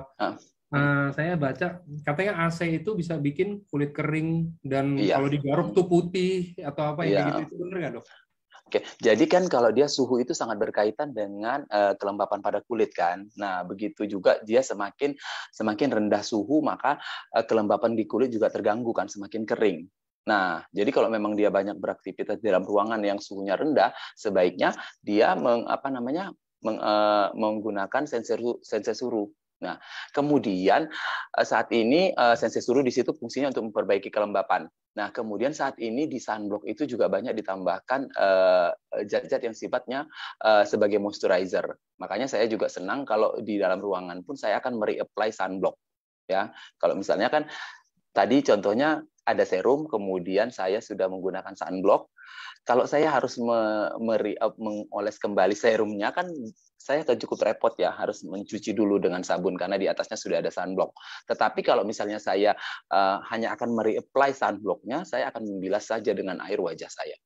Seperti itu. Jadi kalau memang di dalam ruangan atau dia bekerja banyak di dalam ruangan bersuhu rendah, sebaiknya penggunaan sunblock, penggunaan sensei suru itu digunakan karena dia bagus sekali untuk memperbaiki kelembapan. Tadi saya sempat terbaca satu pertanyaan. Jadi kalau sudah pakai sensei suru harus pakai sunblock ya gitu. Nah, ini yang harus diluruskan ya, jangan sampai sensei suru dijadikan kambing hitam ya. Nah, harus dipahami, sensei suru itu adalah serum. Ya, serum dia nanopeptide regenerating ya. Jadi dia serum yang sudah sifatnya itu nanoteknologi yang sifatnya untuk memperbaiki kelembapan kulit, meregenerasi sel kulit, memperbaiki pigmentasi, kemudian dia juga menghambat untuk proses pembentukan melanin, kemudian dia juga ada memiliki paten fungsi untuk menghambat rilisnya hormon histamin atau yang menyebabkan alergi, dan dia juga memiliki fungsi untuk hair restoration ya. Nah, ini harus dipahami, dia tidak termasuk sunblock. Jadi sunblock itu adalah perlindungan lain, payung ya, payung. Jadi kalau kita sudah menggunakan sensei suru ya tetap menggunakan sunblock. Nah, kalau teman-teman bingung, coba ditanya teman-temannya upline-nya mungkin di AFC, apakah masih punya produk yang lumin white, nah itu boleh menggunakan sunblock itu gitu. Tapi dia setelah pakai sensei suru ya tetap wajib pakai sunblock gitu. Oke. Gitu. Oke. Harus dipahami. Oke. Nah, ini juga ada yang tanya. Dok, apakah dengan rutinitas mandi air panas setiap hari juga dapat mengganggu hidrasi kulit? Boleh diulang pertanyaannya, Mas Angga? Apakah dengan mandi air bersuhu panas setiap hari dapat mengganggu hidrasi kulit? Oke. Maksudnya ini mungkin mandi Mungkin gini menggunakan loh dok, bahasa awamnya kayak setiap hari mandi air panas, tapi mungkin air panasnya yang suhunya tinggi, bukan air hangat ya, maksudnya air bukan air panas. hangat. Oke. Nah, jadi satu, kalau dia airnya terlalu tinggi suhunya, dia akan merusak kelembapan pada kulit. Ya, tetapi harus diingat lagi, ada dengan merubah sedikit saja suhu pada air itu, dia menjadi air hangat-hangat kuku atau lukewarm water, dia malah bagus saat kita membersihkan kulit dengan pembersih wajah. Ya, dia malah lebih bagus. Jadi misalnya kalau ada satu orang menggunakan ini salah satu tips, menggunakan satu pencuci wajah, misalnya menggunakan satu pencuci wajah terus katanya dia berjerawat, ya. Berjerawat. Kemungkinannya ada dua. Kalau dia memang setelah mencuci wajahnya terasa ketat sekali, artinya bahan yang digunakan masih menggunakan sulfat yang sifatnya agresif.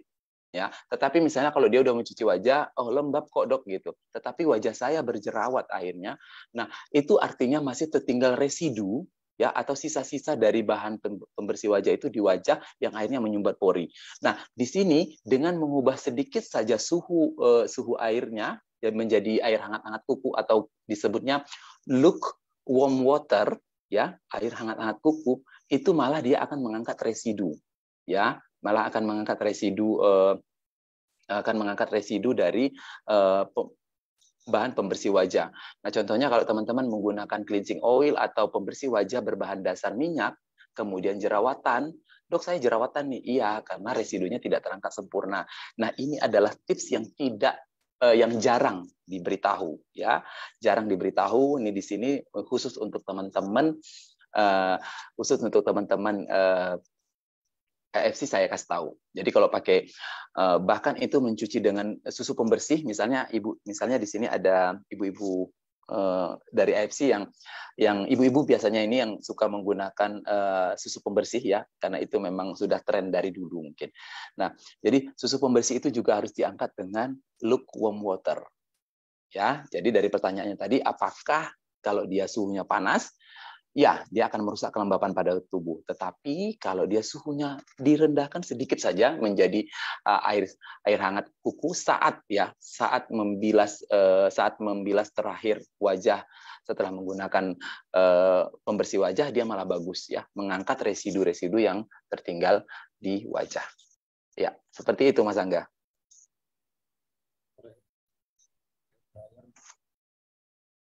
Oke, tapi itu juga mungkin bukan buat ibu-ibu doang ya, itu buat bapak-bapak, buat cowok juga semuanya sama kan dok ya? Ya sama. Nggak, tadi saya sebutnya ibu-ibu karena yang biasanya kan untuk cleansing oil saat ini ibu-ibu belum terlalu familiar ya. Oh, iya. Tetapi kalau kita sebutkan susu pembersih, ibu-ibu ini familiar banget karena mereka masih menggunakan itu rata-rata saat ini. Karena saya juga salah satu orang yang kalau mandi air panas tuh air panas dok, bukan anget soalnya. Makanya saya berasa kadang-kadang kalau habis mandi, ya ini malah curhat pengalaman pribadi, tapi nggak apa-apa lah. Jadi kayak pipi itu suka kayak besisik dok. Nah, sebenarnya kalau airnya terlalu panas bukan hanya wajah loh. Di kulit juga walaupun keseimbangan flora normal kulit, wajah dan tubuh itu berbeda, tetapi di kulit juga dia terganggu. Jadi coba perhatikan jangan terlalu panas gitu. Apalagi untuk wajah hanya hangat-hangat kuku saja. Oke, sip. Seperti itu.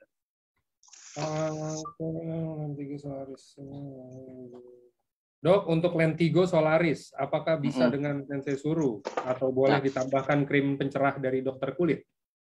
Sebenarnya satu ya, kalau kita secara idealnya Solar Lentigo itu pilihan utamanya adalah laser. Ya, Solar Lentigo pilihan pertamanya adalah laser. Kemudian, tapi kalau dia dalam tahap-tahap awal pembentukan masih belum terasa kasar atau belum ada penebalan seperti itu, boleh menggunakan Sensei Suru. Nah, kalau mau ditambahkan dengan topikal lain, misalnya dari dokter lain, boleh ya, tetapi urutannya harus benar.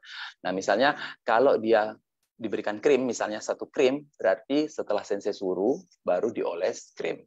Ya, karena urutan itu harus teman-teman ingat bahwa urutan penggunaan skincare itu adalah dari yang paling cair, kemudian akan menuju ke paling padat. Jadi kalau misalnya susu pembersih, sabun pencuci muka, kemudian toner, kemudian akan masuk ke essence, misalnya Hanamai, kemudian setelah Hanamai akan masuk ke serum sensei suruh yang lebih pekat. Nah, kemudian kalau ada krim lain boleh ditambahkan. Tetapi harus diberi jeda. Jika tidak yakin dengan apa isinya, tetapi kata, oh ya ini sifatnya mencerahkan. Jika tidak yakin dengan isinya, ada satu trik yang bisa dilakukan, tunggu 30 menit. Ya. Jadi misalnya punya nih, ada serum, kemudian essence, tapi essence-nya itu bukan Hanamai punya, nggak ngerti apa. Mungkin nggak tahu isinya apa. Kemudian ada sensei suruh. Oke, setelah essence yang teman punya tadi, tunggu 30 menit baru oleh sensei suruh. Nah, kemudian setelah sensei suruh ini punya lagi, dikasih krim lagi. Tapi nggak yakin isinya apa, tunggu 30 menit. Setelah pengolesan sensei suruh baru dioleskan. Itu adalah trik layering ya yang terbaru dari American Dermatology yang terbaru, dan Korean Dermatology juga menganut prinsip itu. Seperti itu, Mas Angga. Siap. Ini juga ada lagi. Sore dokter, apakah sensei suruh dapat digunakan untuk kasus vitiligo? Dikombinasikan dengan Utsukushi atau SOP 100 ya dok? Oke. Ya, jadi sebenarnya kalau SOP 100 maupun SOP Subarashi juga boleh. Karena vitiligo itu kan dia memang kelainan mutasi sel ya. Mutasi sel itu sendiri yang sudah bermutasi ya.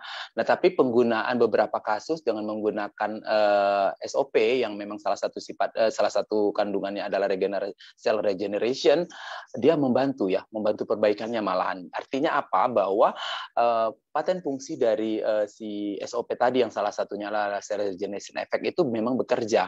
Tapi kalau memang kalau ditanya apakah sensei suruh bisa membantu, tetap nanti bisa dilakukan skin test dulu ya. Coba dulu di satu titik. Vitiligo itu kan luas ya. Coba di satu titik.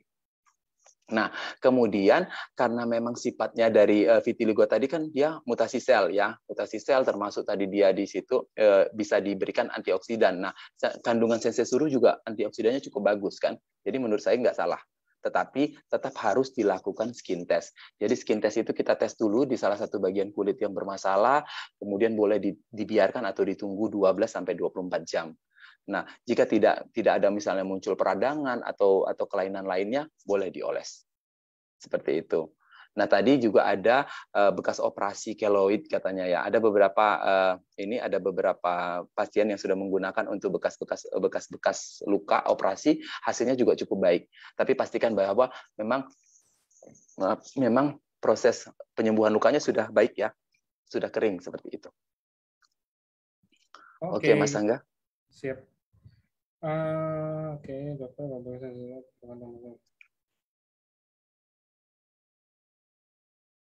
Untuk kalau nanti ada produk EFC yang Slim Beauty launching, dokter Kiki aja yang jelasin. Oh jelas, itu nggak usah dibilang Bu Helda.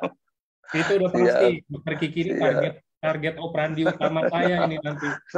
Kalau sampai itu produk keluar yang baru. Iya, sebelum itu datang teman-teman, saya mau kasih ini testimoni pribadi saya. Kalau misalnya teman-teman perhatikan ya, beberapa teman-teman yang mengenal saya, oh ya kamu olahraganya kenceng.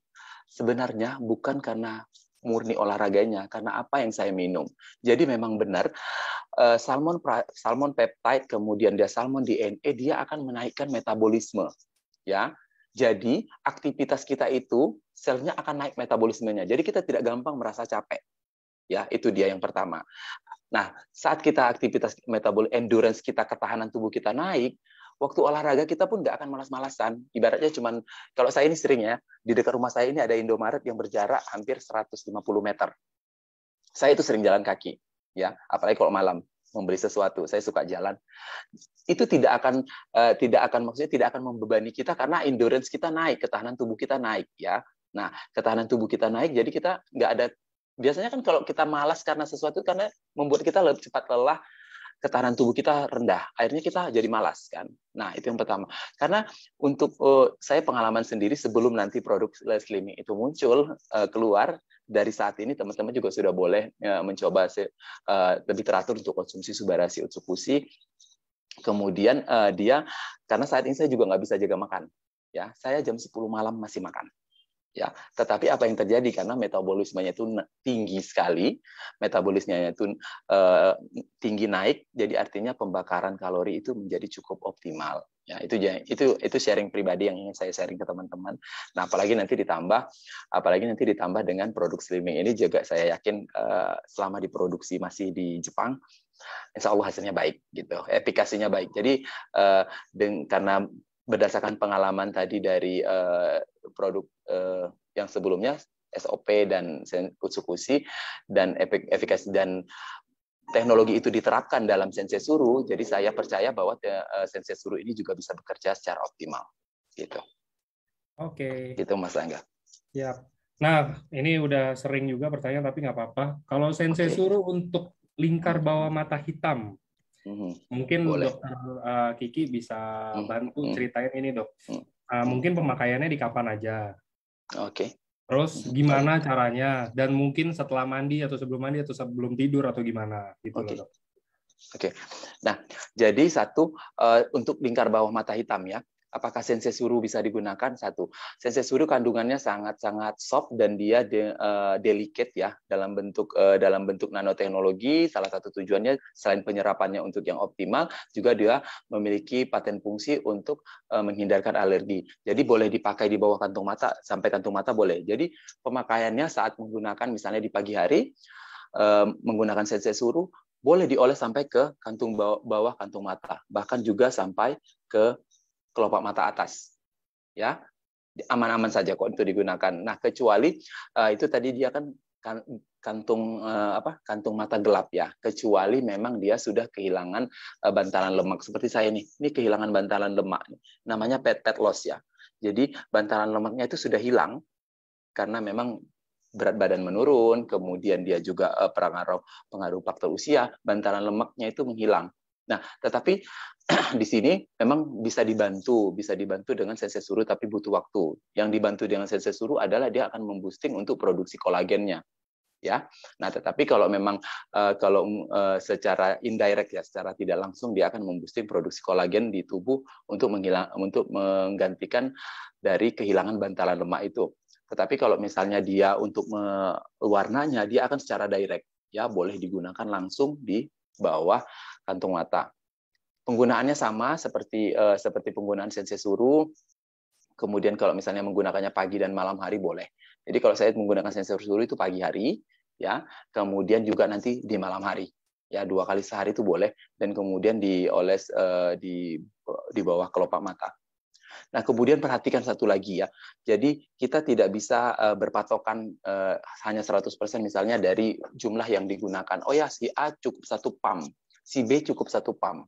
Gitu. Si C cukup 2 pump. Kalau saya merasa bahwa di kulit saya bahkan 2 pump itu saja saya harus tambahkan sedikit lagi. Karena rasanya spreading-nya belum terlalu kena. Ya, kayaknya di sini tadi belum ya, di sini belum gitu. Jadi memang harus diperhatikan kebutuhan kulit teman-teman. Nah, jadi boleh dioles seperti biasa. Pada umumnya pengolesan untuk di daerah kantung mata itu disarankan seperti ini, dari dalam keluar boleh gitu. Ya. Dari yang kelopak mata sampai kelopak mata atas juga boleh. Saya menggunakannya sampai di kelopak mata atas. Gitu. Oke. Gitu, Mas Angga. Siap. Dan kalau boleh tahu berapa lama, Dok, prosesnya biasanya untuk normalnya, Dok, ya, membaiknya? Jadi gini, saat kita mengevaluasi ya, namanya kita sekarang kan kita melakukan perawatan, maintenance ya, baru kita mengevaluasi berapa lama itu harus evaluasinya harus objektif ya, maksudnya penggunaannya teratur, tidak bolong-bolong seperti itu, kemudian termasuk penggunaan supportive tadi yang sangat-sangat krusial, penggunaan sunblock juga nanti bisa kita evaluasi antara 2 sampai dengan 4 minggu ya. 2 sampai 4 minggu gitu kita bisa evaluasi. Kalau kemarin berdasarkan hasil dari uji klinis perbaikan dari kandungan salmon peptide itu dia di 4 sampai 8 minggu ya. Tetapi kalau kita mau mengevaluasi suatu penggunaan di kulit itu sesuai dengan masa regenerasi alami kulit itu adalah setiap 2 minggu kita evaluasi apa saja yang telah berubah. ya, karena sesuai dengan usia regenerasi sel alami kulit.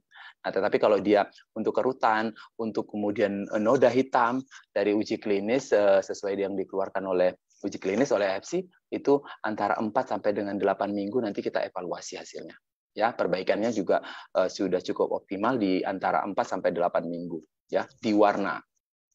Gitu. Tapi Oke, kalau Dok. memang Next-nya, ini juga nih. Ada, Dok, saya biasanya selalu menggosok toner pakai kapas. Harusnya gimana?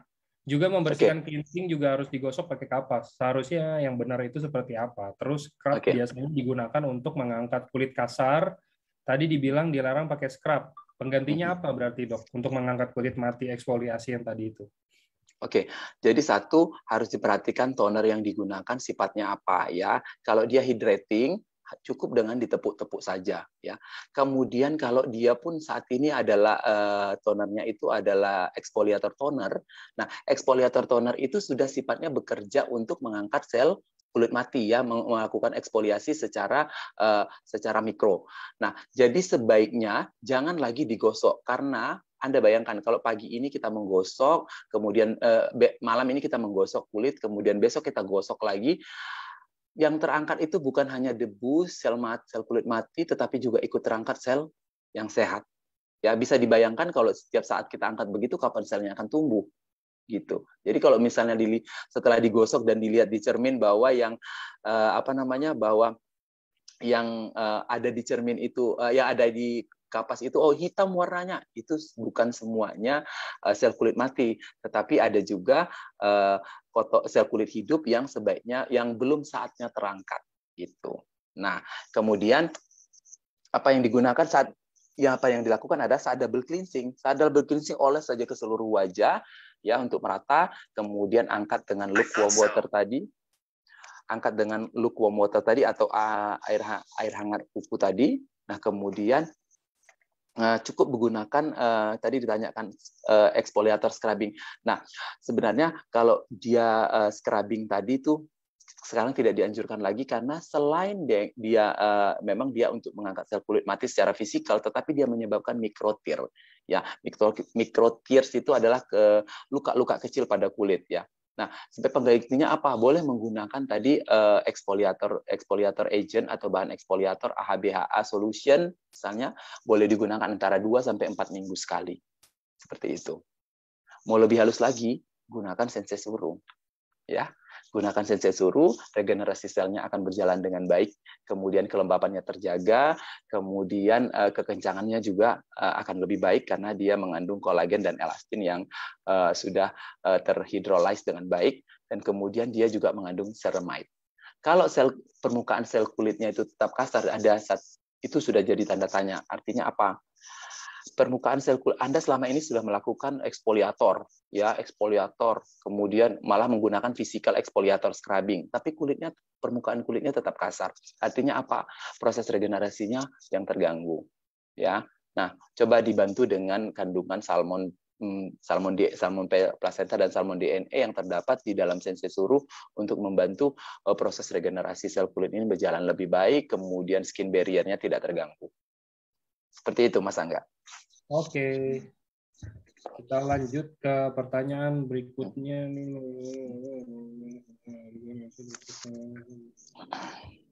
Anak-anak tanda lahir di wajah. Kalau untuk tanda lahir di wajah itu bisa dipudarkan nggak sih, Dok? Tanda lahir ya. Kalau tanda lahir itu mau nggak mau memang karena dia sudah karena dia mutasi dari bawaan lahir, pilihan utamanya adalah laser. Itu pilihan utamanya adalah laser. Karena di dunia medis pun topikal itu tidak banyak membantu. Ya, tetapi begitupun karena itu adalah mutasi sel ya, mutasi sel yang berubah, dia kapan saja bisa berhenti tumbuh.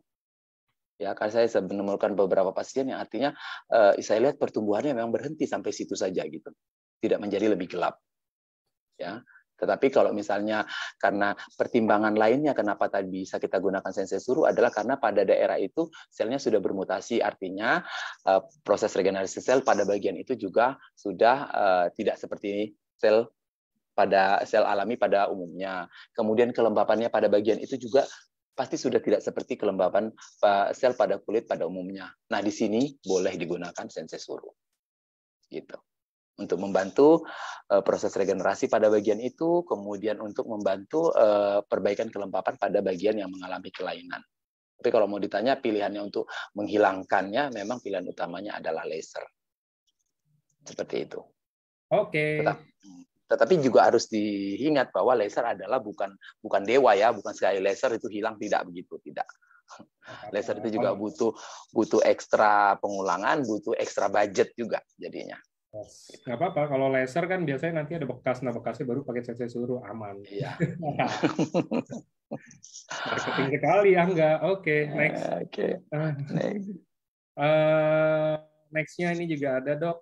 Dok, saya pernah iritasi kulit selama 2 tahun lebih. Ruam gatel, nggak ada iritasi yang berlebih muncul, tenggelam, Dok, gatalnya. Pokoknya dia pernah iritasi kulit, mungkin jeda waktunya tuh selama 2 tahun. Ruam, habis itu kadang-kadang ada, kadang-kadang enggak, sampai merah banget kalau misalkan ada. Ini sangat mengganggu. Nah, sekarang saya stop semua skincare karena belum ada yang cocok mungkin ya. Sunscreen pun saya nggak mau pakai karena trauma. Saya udah berulang kali ke dokter tapi belum kunjung sembuh. Mungkin pertanyaannya, apakah sensei suru bisa meredam trauma dari ibu ini, Dok? Trauma, oke. Nah, tadi dia kan katanya iritasinya itu berulang terus ya. Yes. Oke, berulang terus satu. Oke. Sensei suru boleh dipakai karena dia memiliki paten fungsi untuk histamin release inhibition, jadi dia menghambat rilisnya histamin, itu yang pertama. Kemudian juga pelembabnya baik karena pada kasus-kasus alergi rata-rata karena perbaikan kelembapannya juga terganggu. Nah, di sensei suru kelembapannya itu sifat kelembapannya sudah optimal. Nanti boleh dicoba dengan sensei suru, kemudian dia tetap harus dilakukan skin test dulu, maksudnya dicoba di salah satu bagian kulit dulu dan dibiarkan beberapa waktu. Ya, nah jangan trauma karena kalau nggak dirawat akan semakin ini. Nah kemudian kalau memang memungkinkan bisa dibantu dengan konsumsi secara oral, subarasi dan utsukushi. Jadi untuk mempercepat proses perbaikan. Nah kemudian kalau pada kasus kulitnya seperti itu pun penggunaan sunblock sekalipun nggak digunakan tetap nggak akan ada perbaikan apapun ya. Tidak ada karena ada perbaikan apapun. Nah, kalau tipsnya adalah gini, jika masih curiga, misalnya, takut menggunakan sunblock dari A, dari B, oke, pakai saja sunblock yang dijual bebas di pasaran. Artinya ada di Indomart, ada di Swalayan, ada di Indomaret, ada di Alfamart. Itu saja yang digunakan, karena biasanya produk-produk yang sudah sampai sana itu sudah pada kategori aman, ya. Aman, dan quality control-nya juga, QC-nya juga sudah sangat-sangat ringan untuk digunakan jangka panjang. Nanti boleh menggunakan yang ada di pasaran gitu. Kalau misalnya terlalu takut atau trauma menggunakan sunblock yang misalnya dari dokter yang mungkin ada tambahan bahan-bahan lain yang sifatnya lebih rich atau lebih kaya atau lebih berat. Seperti itu, Mas Angga.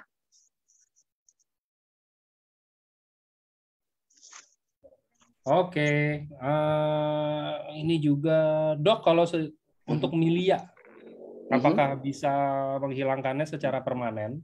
Saya udah coba facial ke tempat perawatan, tapi kata orangnya tuh nggak bisa dikeluarin. Akhirnya saya pencet paksa aja sendiri. Ada yang bisa keluar sih, walaupun harus ada luka di awal, karena emang dipaksakan keluarinnya. Tapi beberapa minggu kemudian malah muncul lagi. Nah, ini mungkin pertanyaannya kalau bisa dilengkapin, apakah mungkin belum bersih ya, Dok ya? Kalau kita habis sebenarnya kayak jerawat gitu, kita mencet jerawat nggak bersih, dia bisa numbuh lagi, atau emang itu nggak bisa aja? Oke, satu, bahwa proses milia itu adalah dia karena dia terperangkap ya, dia ada sumbatan tetapi pori-pori di atasnya kecil dan dia akhirnya terperangkap.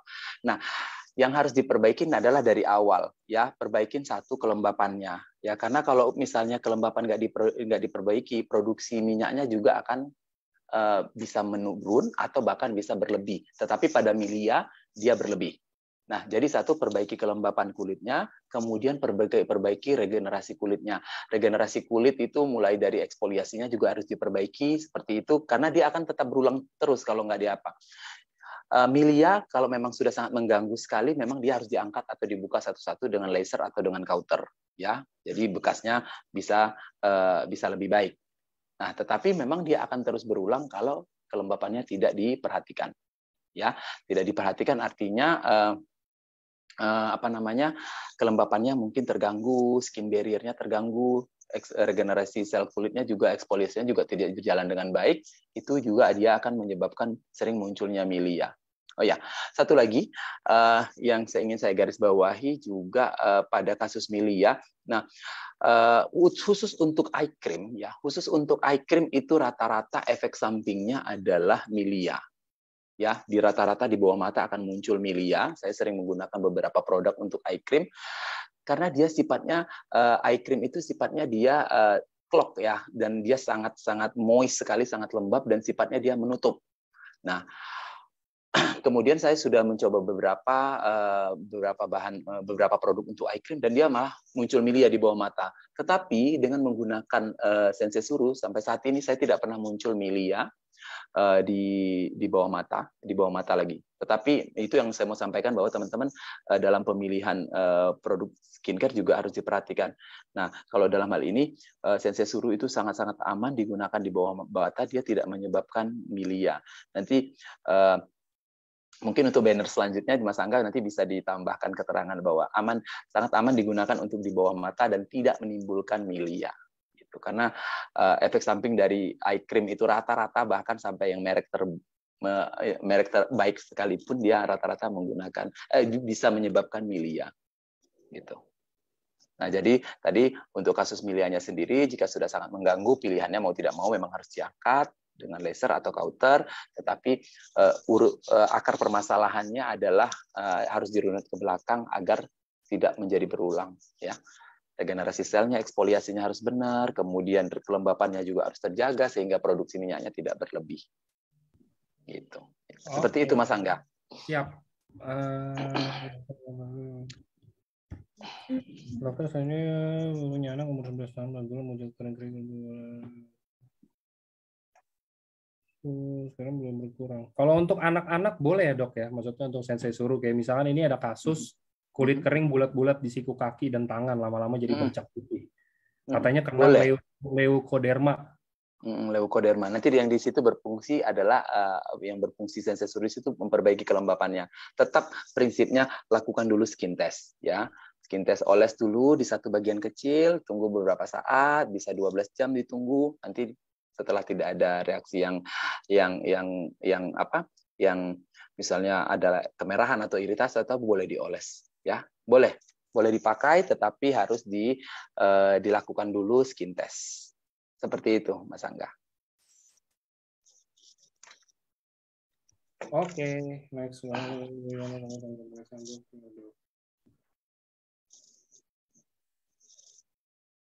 Oh, jadi ini beberapa ada yang tanya, mungkin pertanyaannya sejenis semua. Jadi pokoknya kesimpulannya, Sensesuru itu baiknya dipadukan dengan sunblock ya dok ya, berarti ya? Bukan baik, wajib. Wajib tuh ya teman-teman, wajib. Jadi gini, Sensesuru akan memperbaiki kerusakan yang ditimbulkan oleh matahari. Misalnya kerutan, flek, kemudian katakanlah kerutan, flek yang ditimbulkan oleh matahari, itu yang akan diperbaiki oleh Sensesuru, ya. Tetapi kulit harus dipayungi oleh sunblock. Sunblock inilah yang memayungi kulit, ya. Jadi sebenarnya kalau item skincare itu misalnya ada sabun, fungsinya masing-masing kan, ada sabun, ada toner, ada serum misalnya. Ini misalnya Sensesuru. Nah, ini ada sunblock. Sunblock itu adalah payung yang melindungi kulit. Gitu. Sensesuru, kalau misalnya dipakai Sensesuru, sunblocknya nggak dipakai, terus kerusakan terus muncul, Sensesurunya yang kerjanya mati-matian, Sensesurunya yang akan disalahkan tidak berfungsi. Padahal tidak. Kamu yang nggak bantu, gitu. Seperti itu, Mas Angga.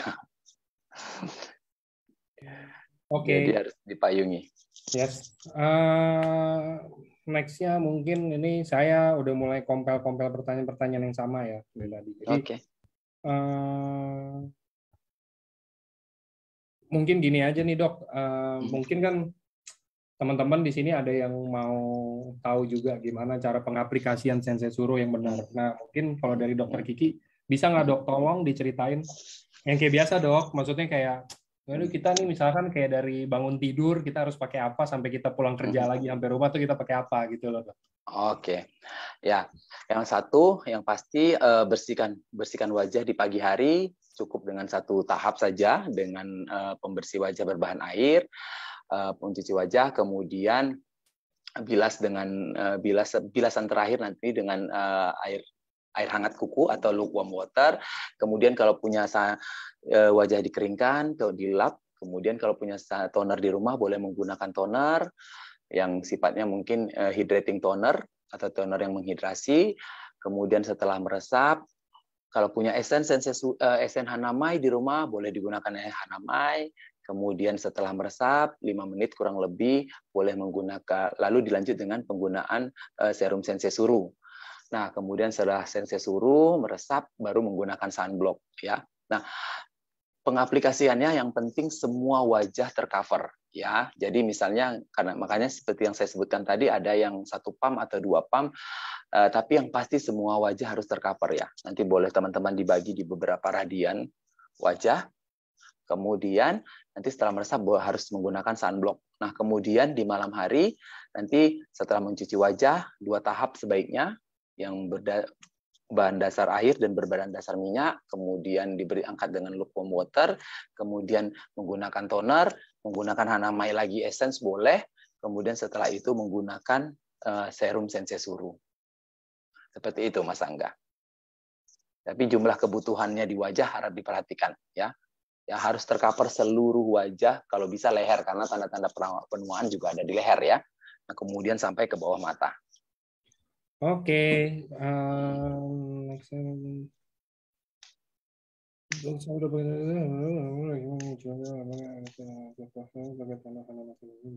Dok, kalau misalkan setiap malam saya pakai toner plus hanamai plus sensesuru, apakah saya masih perlu pelembab lagi?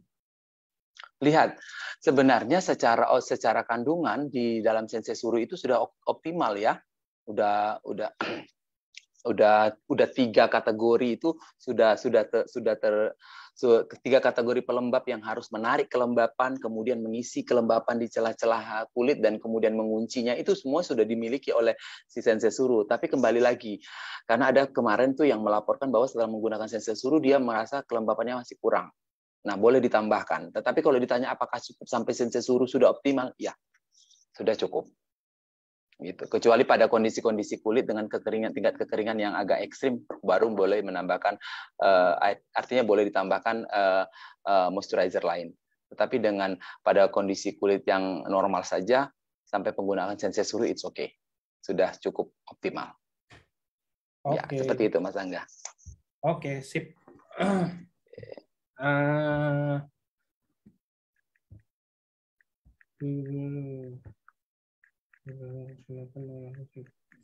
Oke.